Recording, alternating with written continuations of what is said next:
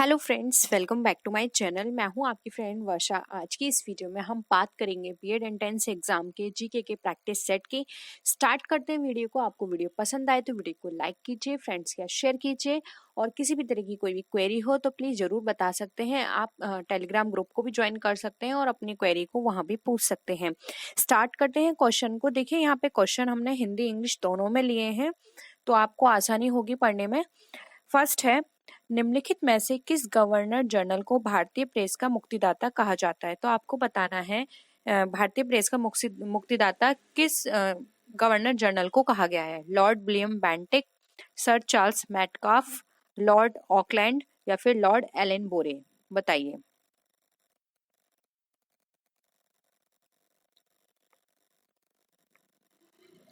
देखिए, इसका जो राइट आंसर है वो है यहाँ पर option number B, sir Charles Metcalfe. Sir Charles Metcalfe को 20 मार्च 1835 से 4 मार्च 1936 के बीच भारत के गवर्नर जनरल ये रहे थे, यानी इनका ये टाइम पीरियड था। उन्होंने प्रेस को पूर्ण स्वतंत्रता दी थी। सिर्फ यही कारण था जिसके कारण इनको प्रेस का मुक्तिदाता कहा जाता है। तो आप याद रखिए, इन्होंने प्रेस को पूर्ण स्वतंत्रता दी थी कि इनको किसी का फोर्स नहीं है, जो भी न्यूज़ है उसको पब्लिश करने में इनको पूर्ण स्वतंत्रता है। ये किसी के भी दबाव में आके कोई भी पब्लिश नहीं करेंगे न्यूज़। तो एक तरह से इनको स्वतंत्रता प्रदान की थी, इसलिए इनको प्रेस का मुक्तिदाता कहा जाता है। तो ऑप्शन बी यहाँ पे हमारा राइट आंसर है। नेक्स्ट क्वेश्चन है, अंग्रेजी संसद में भारत सरकार अधिनियम कब पारित हुआ? 1852, 1856, 1858 या 1860? बताइए। अंग्रेजी संसद में पास करने की बात की जा रही है, यहाँ पर ध्यान रखिएगा। देखिए, इसका जो राइट आंसर है वो है ऑप्शन सी, 1858 में अंग्रेजी संसद के अंदर भारत सरकार अधिनियम जो है वो पास किया गया था। तो ऑप्शन सी यहाँ पे हमारा राइट है। नेक्स्ट क्वेश्चन है, भारतीय राष्ट्रीय कांग्रेस का 1896 का जो अधिवेशन था निम्नलिखित में से किसके लिए विख्यात है, यानी कि क्यों फेमस हुआ था, ये आपको बताना है। ऑप्शंस हैं यहाँ पर। पहली बार राष्ट्रगान गाया, यानी कि द नेशनल एंथम वाज संग फॉर द फर्स्ट टाइम।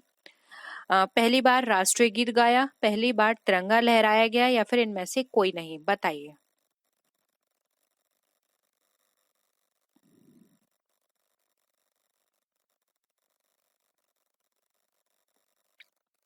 देखिए, इसमें जो राइट आंसर हो जाएगा वो होगा यहाँ पे ऑप्शन नंबर, यहाँ पर अगर हम बात करें तो वो हो जाएगा हमारा बी। यहाँ पर पहली बार राष्ट्रीय गीत गाया गया था। अब हमारा राष्ट्रीय गीत क्या है? वो है वंदे मातरम। और ये भी पूछा जा सकता है कि वंदे मातरम किसने लिखा है? तो ये लिखा है हमारा बंकिम चंद्र चटर्जी के उपन्यास आनंद मठ का ये एक अंश है और उनके द्वारा लिखा गया है। अब यहाँ पर ये भी क्वेश्चन पूछा जा सकता है कि जो हमारा राष्ट्रीय गान है वो हमारा राष्ट्रीय गान कब बना? 1937 में ये वंदे मातरम को राष्ट्रीय गान बनाया गया था। ठीक है, तो ये कुछ और अदर इन्फॉर्मेशन है, इनको भी आप याद रखिएगा। तो यहाँ पे ऑप्शन बी हमारा राइट आंसर हो जाएगा। पहली बार राष्ट्रीय गीत गाया गया था 1896 के अधिवेशन में, इसलिए ये फेमस है। ठीक है, नेक्स्ट क्वेश्चन देखिए, समुद्री व्यापार के संदर्भ में करताज व्यवस्था का उपयोग किसके द्वारा किया जाता था? डच के द्वारा, फ्रांसीसी, अंग्रेज या पुर्तगाली?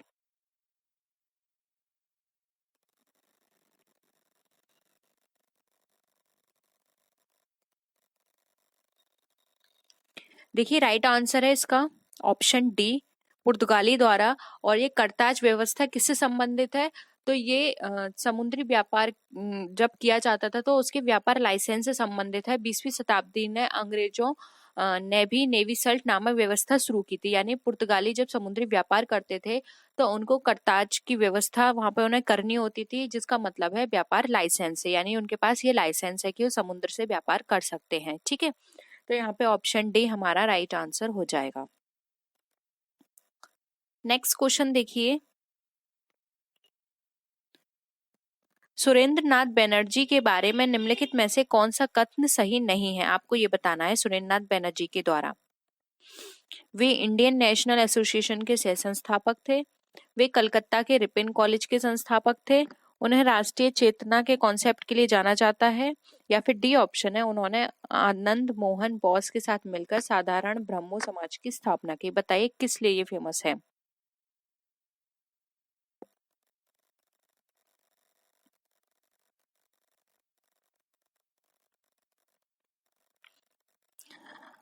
इसमें सही नहीं बताना है, ये याद रखिएगा।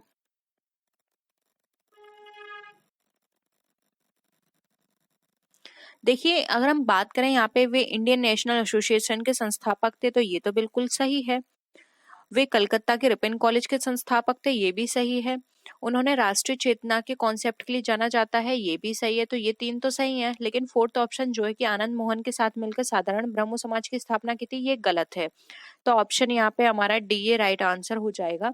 क्यों गलत है? क्योंकि देखिए, साधारण ब्रह्मो समाज की स्थापना जो थी वो आनंद मोहन बोस जो थे उन्होंने की थी। इनके साथ थे शिवनाथ शास्त्री, शिवचंद्र सेन, उमेश चंद्र दत्ता, ये लोग थे। इनके साथ सुनील नाथ बनर्जी नहीं थे। तो ऑप्शन यहाँ पे डी हमारा इस क्वेश्चन के अकॉर्डिंग राइट आंसर हो जाएगा, क्योंकि इसमें ये पूछा है कि क्या नहीं है। ठीक है, नेक्स्ट देखिए, मुस्लिमों के लिए अलग मतदाता दल के लिए किस कांग्रेस अधिवेशन को जाना जाता है? कराची अधिवेशन 1913, बॉम्बे अधिवेशन 1915, लखनऊ अधिवेशन 1916 या फिर कलकत्ता अधिवेशन 1917। बताइए मुस्लिमों के लिए अलग मतदाता दल किस अधिवेशन से जाना जाता है?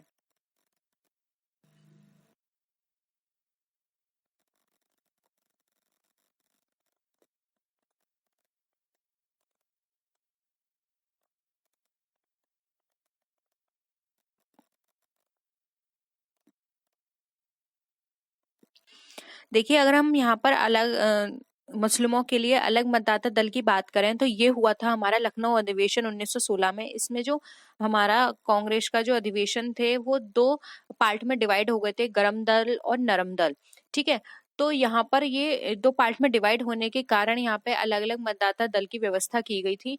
और अगर हम बात करें इस अधिवेशन के अध्यक्ष कौन थे, तो इनके अध्यक्ष थे अंबिका प्रसाद मजूमदार। ठीक है, ये भी आप याद रख लीजिए, हो सकता है पूछ लिया जाए कि लखनऊ अधिवेशन 1916 जो था उसके अध्यक्ष कौन थे, तो उसके अध्यक्ष थे अंबिका प्रसाद मजूमदार। और इस क्वेश्चन के अकॉर्डिंग राइट आंसर है सी, लखनऊ अधिवेशन 1916। नेक्स्ट है, स्वतंत्रता आंदोलन के दौरान रविन्द्रनाथ टैगोर ने नाइटहुड की उपाधि किस घटना के विरोध में वापस कर दी थी? बंगाल विभाजन, जालियांवाला बाग हत्याकांड, भगत सिंह राजगुरु और सुखदेव का मृत्युदंड या फिर उपरोक्त में से कोई नहीं।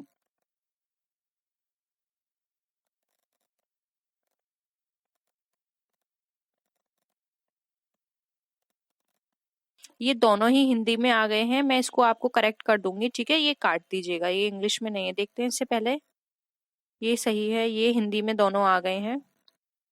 तो मैं करेक्ट कर दूंगी इसे जब आपको पीडीएफ दूंगी। ठीक है, बताइए।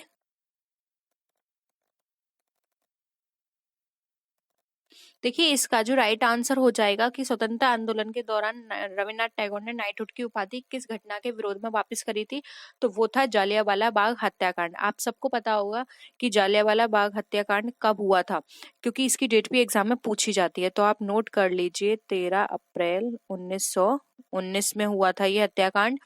और इस हत्याकांड से आहत होकर उन्होंने अपनी नाइटहुड की उपाधि को वापस कर दिया था। और इसके संदर्भ में उन्होंने एक पत्र भी लिखा था। तो ये भी पूछा जा सकता है कि जो रविन्द्रनाथ टैगोर थे उन्होंने पत्र किसके लिए लिखा था। आप ये भी नोट कर लीजिए, उन्होंने ये पत्र लिखा था लॉर्ड जेम्स फोर्ड को। ठीक है, तो ये कुछ और इन्फॉर्मेशन है, ये भी नोट कर लीजिए कि 13 अप्रैल 1919 को हुआ था। एक पत्र भी लिखा था लॉर्ड जेम्स फोर्ड को। और रविन्द्रनाथ टैगोर ने 1915 में ब्रिटिश सरकार को अपनी ये उपाधि वापस कर दी थी। सॉरी, 1915 में तो उनको सम्मानित किया गया था, लेकिन इससे आहत होकर 1919 में उन्होंने अपनी ये उपाधि उनको वापस कर दी थी। मिला कब था? 1915 में। ठीक है, नेक्स्ट देखिए, भारत में पहली यूरोपीय बस्ती किस स्थान पर स्थापित की गई? कोच्चि, चिंसुरा, सूरत या फिर चेन्नई।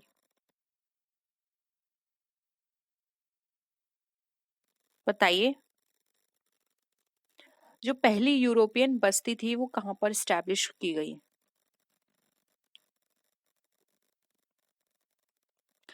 देखिए, ये स्टैब्लिश की गई थी कोच्चि में, और केरल के एर्नाकुलम जिले में स्थित कोच्चि फोर्ट भारत में पहली यूरोपीय बस्ती थी। और यह पूरी तरह किससे घिरा हुआ था? जल से घिरा हुआ स्थान था। यहाँ कोच्चि के दक्षिण पश्चिम में स्थित है। ठीक है, तो ये भी याद रख लीजिए। इस तरह से भी पूछा जा सकता है कि जल से घिरा हुआ स्थान कोच्चि का कौन सा है? तो वो है केरल के एर्नाकुलम। एर्नाकुलम, देखिए ऐसे लिखेंगे इसे, एर्नाकुलम। ठीक है, एर्नाकुलम जिला है, वहां पर ये बस्ती को स्टैब्लिश किया गया था, जो कि पहली यूरोपीय बस्ती थी। ठीक है, नेक्स्ट देखिए, निम्नलिखित में से किस राज्य ने अंग्रेजों को मुक्त व्यापार के लिए सुनहरा फरमान जारी किया? हैदराबाद, बीजापुर, गोलकोंडा, अहमदनगर। बताइए।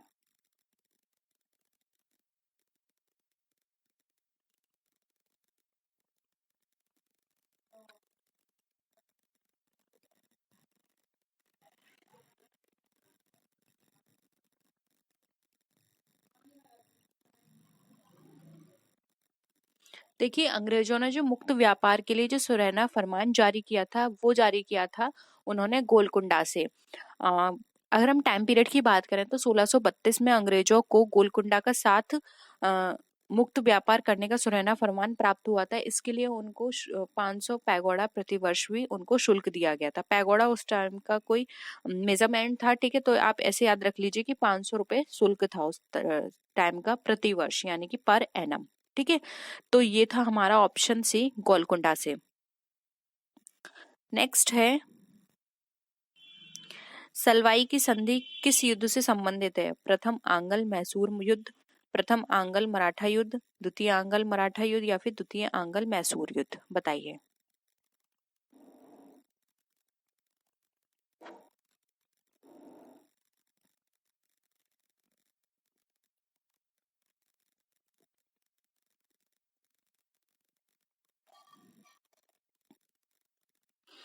देखिए, सलवाई की जो संधि थी वो हमारी प्रथम आंग्ल मराठा युद्ध से संबंधित थी, तो ऑप्शन बी यहाँ पे हमारा राइट आंसर हो जाएगा। इस संधि में क्या था, जो मराठा साम्राज्य के प्रतिनिधि और ब्रिटिश ईस्ट इंडिया कंपनी के प्रतिनिधि थे, उनके द्वारा हस्ताक्षर किए गए थे। इस संधि के द्वारा अंग्रेज के जो सल्सेत और ब्रोच पर अपना नियंत्रण कायम रखा। यानी कि जो अंग्रेजों ने सल्सेत और ब्रोच थे, उस पर उनका कंट्रोल था, इस संधि में ये बताया गया था। और इस संधि को कब किया गया था? तो ये किया गया था इस संधि को प्रथम आंग्ल मराठा युद्ध के बाद 17 मई 1982 को, वो 1782 में। ठीक है, तो टाइम पीरियड भी नोट कर लीजिए, पूछा जा सकता है एग्जाम में। 17 मई 1782, 19 नहीं है, ये 1782 है। ठीक है, तो यहाँ पर ऑप्शन बी राइट आंसर है, प्रथम आंग्ल मराठा युद्ध, और ये संधि की गई थी 17 मई 1782 में। ठीक है, नेक्स्ट देखिए, 1802 में ब्रिटिश ईस्ट इंडिया कंपनी के साथ बसाई की संधि पर किसने हस्ताक्षर किए? बाजीराव द्वितीय ने, बाजीराव प्रथम ने, सुल्तान बहादुर ने, या उपरोक्त में से कोई नहीं?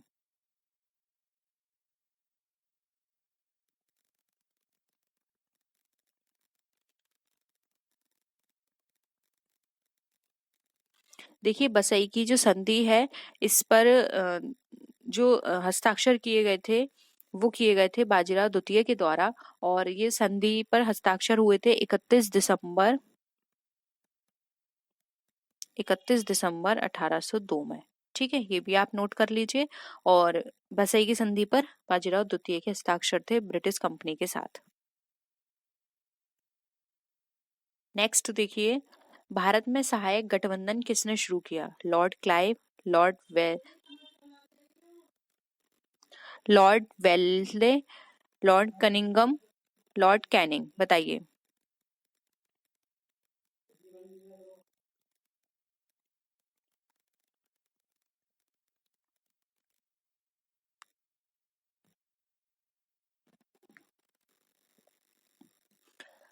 बताइए क्या होगा इसका आंसर? देखिए, भारत में जो सहायक गठबंधन था वो शुरू किया था लॉर्ड वेलेस्ले ने। और वे आप अगर टाइम पीरियड इनका नोट करना चाहते हैं तो नोट कर लीजिए, 1798 से लेकर 1805 तक गवर्नर जनरल रहे थे, और हैदराबाद का निजाम इसमें सबसे पहले शामिल हुआ था। हाँ, ये क्वेश्चन जरूर पूछा जाता है कि सहायक गठबंधन में सबसे पहले कौन शामिल हुआ था, तो वो थे हैदराबाद का निजाम। इसके मैसूर और अवध के नवाब भी इसमें शामिल हुए थे, लेकिन सबसे पहले शामिल हुए थे हैदराबाद के निजाम। ठीक है, तो ऑप्शन यहाँ पे बी राइट आंसर हो जाएगा, लॉर्ड वेलेस्ले। नेक्स्ट देखिए, किस चार्टर अधिनियम के द्वारा ईस्ट इंडिया कंपनी के एकाधिकार को समाप्त किया गया था?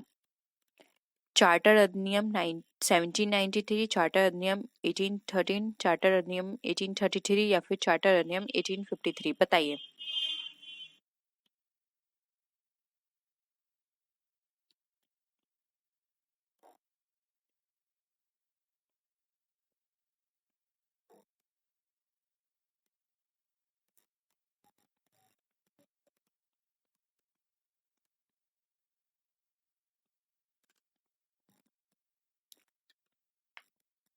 देखिए, चार्टर अधिनियम 1813 के तहत जो ईस्ट इंडिया कंपनी के एकाधिकार था उसको समाप्त कर दिया गया था, तो यहाँ पे ऑप्शन बी हमारा राइट आंसर हो जाएगा। ठीक है, फिर है, कांग्रेस की अध्यक्षता करने वाली पहली भारतीय महिला कौन थी? सरोजनी नायडू, एनी बेसेंट, नेली सेन गुप्ता या फिर इंदिरा गांधी?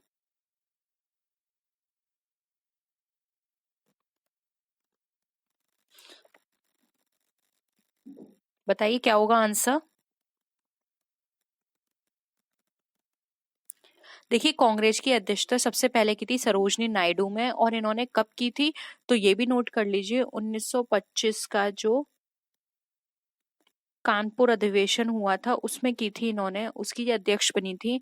वे कांग्रेस की पहली महिला अध्यक्ष थी, और उनसे पहले एनी बेसेंट कांग्रेस की अध्यक्ष बनी थी। ठीक है, तो यहाँ पर जो ऑप्शन है वो होगा ऑप्शन ए, सरोजनी नायडू।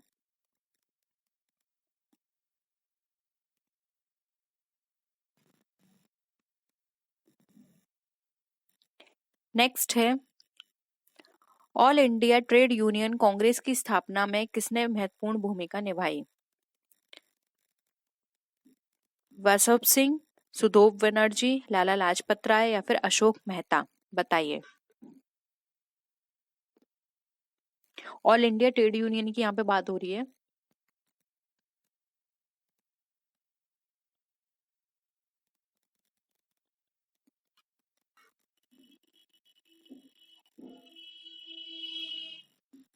देखिए, ऑल इंडिया ट्रेड यूनियन की यहाँ पर बात करें तो इसकी स्थापना में महत्वपूर्ण भूमिका निभाई थी लाला लाजपत राय ने।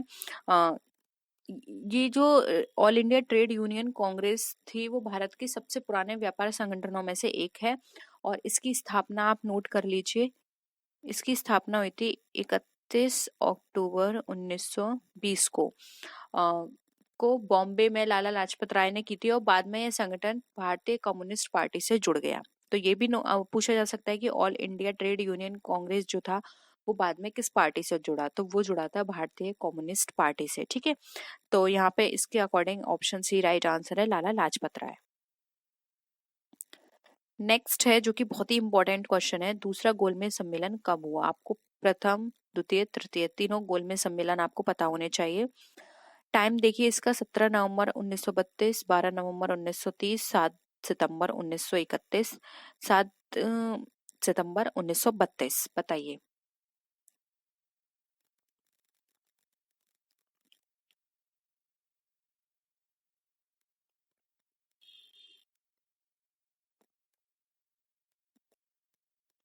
देखिए, यहाँ पे द्वितीय गोलमेज सम्मेलन की बात की गई है, तो वो है हमारा 7 सितंबर 1932, वो 31, और 30 में हमारा प्रथम हुआ था, 32 में वो 31 में दूसरा हुआ था, और 32 में तीसरा हुआ था।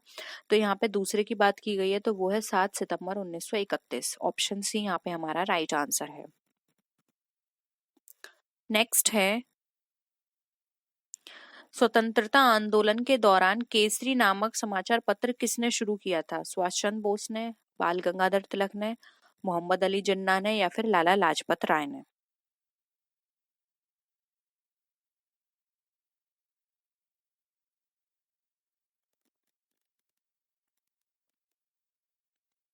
बहुत ही इंपॉर्टेंट है ये केसरी नामक समाचार पत्र, आपने पहले भी सुना होगा बहुत बार इसके बारे में। देखिए, ये समाचार पत्र जो शुरू किया था वो किया था बाल गंगाधर तिलक ने 1881 ईस्वी में। और केसरी अखबार जो है मराठी में प्रकाशित होता था, जबकि मराठा अखबार जो है अंग्रेजी में प्रकाशित होता था। तो ये भी पूछा जा सकता है कि केसरी जो है वो किस भाषा में प्रकाशित होता था, तो वो होता था मराठी में। और जो मराठा अखबार था वो हमारा अंग्रेजी में प्रकाशित होता था। ठीक है, तो यहाँ पे ऑप्शन बी हमारा राइट आंसर है। नेक्स्ट है, 1906 में मुस्लिम लीग की स्थापना किस स्थान पर की गई थी? ढाका, नयिबद्वाब, इस्लामाबाद, या फिर मस्कट?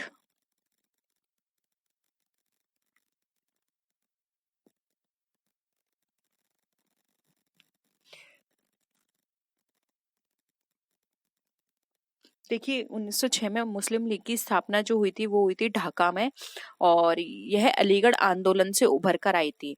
और इसका जो मुख्य उद्देश्य की बात करें तो वो था अधिकारों की रक्षा करना। ठीक है, और ये 1906 में हुई थी, ये आपको पता ही है। पूछा जा सकता है ऑल इंडिया मुस्लिम लीग की स्थापना कब हुई, तो ये हुई थी 1906 में ढाका में, अधिकारों को रक्षा करने के लिए हुई थी। और ये अलीगढ़ आंदोलन से उभर कर आई थी। ठीक है, तो ऑप्शन ए यहाँ पे हमारा राइट आंसर है।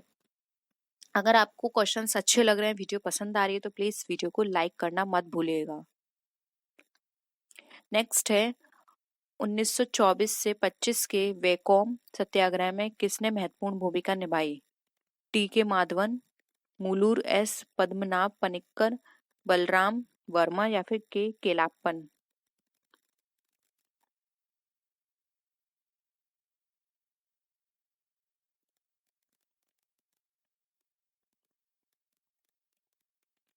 बताइए। देखिए, 1924 से 25 के बीच जो बैकॉम सत्याग्रह हुआ था, इसमें जो महत्वपूर्ण भूमिका निभाई थी वो निभाई थी के केलापन ने। और ये जो हम बात करें सत्याग्रह की, तो ये हुआ था त्रावणकोर में जो छुआछूत हुआ था उसके विरुद्ध में हुआ था। और ये गुरुवायूर इस आंदोलन के प्रमुख नेता थे। तो ये भी पूछा जा सकता है कि इसके प्रमुख नेता कौन थे, तो वो थे गुरुवायूर। और उन्होंने गांधी जी की प्रार्थना पर अनशन समाप्त कर दिया था। जब इनका अनशन बहुत लंबा चला था, तो गांधी जी ने इनसे प्रार्थना की थी, और गांधी जी की प्रार्थना पर इन्होंने अपना अनशन क्या था, समाप्त कर दिया था। तो ऑप्शन डी यहाँ पे के केलाप्पन हमारा राइट आंसर हो जाएगा। नेक्स्ट क्वेश्चन है, 1867 में नवगोपाल मिश्रा ने हिंदू मेला की शुरुआत किस स्थान पर की थी? कलकत्ता, दिल्ली, इस्लामाबाद, या फिर वाराणसी?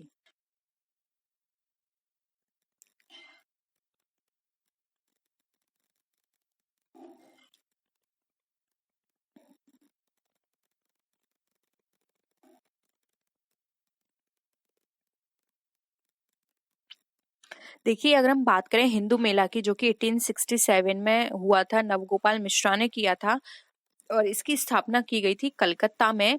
और अगर हम बात करें इस मेले की, तो इसको चैत्र मेला भी कहा जाता है। क्या कहा जाता है? चैत्र मेला। ठीक है, और यह राजनारायण बासु, द्विजेंद्र नाथ टैगोर और नवगोपाल मिश्रा के संयुक्त प्रयासों से हुआ था। यानी कि 3 लोग थे इसके अंदर, राजनारायण बासु, द्विजेंद्र नाथ टैगोर और नवगोपाल मिश्रा।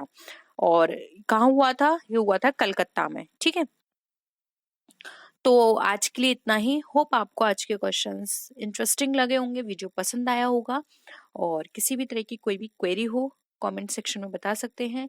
वीडियो लाइक करना मत भूलिएगा। चैनल सब्सक्राइब नहीं किया तो चैनल को जरूर सब्सक्राइब कर लीजिए, और अपने फ्रेंड्स के साथ जरूर शेयर कीजिएगा। तो नेक्स्ट वीडियो में फिर मिलते हैं आपसे और भी अच्छी वीडियोस के साथ। तब तक के लिए टेक केयर, बाय बाय।